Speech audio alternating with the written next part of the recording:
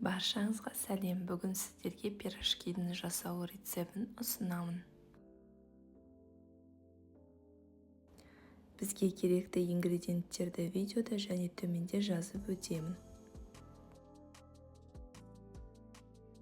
Алдымен ыдысымызға су, қант, ашытқы салып араластырып 10 минутқа қалдырамыз. Енді үстінен ұн, тұз, сұйық май қосып жұмсақ қамыр илейміз.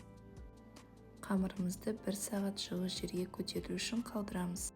Осы уақытта пияз, сәбіз, қырыққабатты жіңішкелеп турап аламыз. Сұйық май қосылып қызып тұрған табанның үстіне сәбіз бен пиязды қуырып аламыз. Енді үстінен қырыққабат, тұз, бұрышын салып араластырамыз. Кішкене су қойып 15 минутқа бұқтыруға қалдырамыз. 15 минуттан кейін жеке ыдысқа суытуға салып аламыз. Көтерілген қамырды бөлшектерге бөліп аламыз. Видеодағыдай дөңгелек шарик жасап аламыз. Енді оқтаумен кішкене жайып аламыз.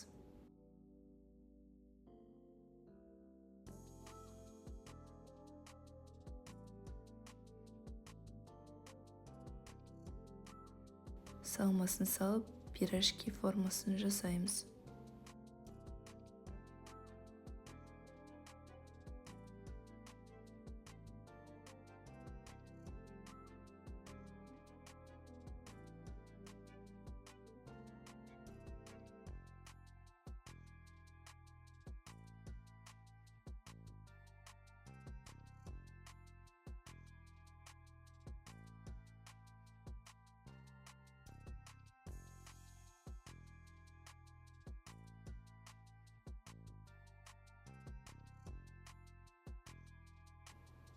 Бетін жауып 10 минутқа көтерілуге қалдырамыз. Бетіне жұмыртқаның сарысын жағып 180 градус қызып тұрған духовкамызға 20-25 минуттай қызарғанша пісіріп аламыз. Міне біздің пирожкилеріміз дайын. Сіздерге ас болсын. Видеоға лайк басып каналыма тіркеліп қойыңыз.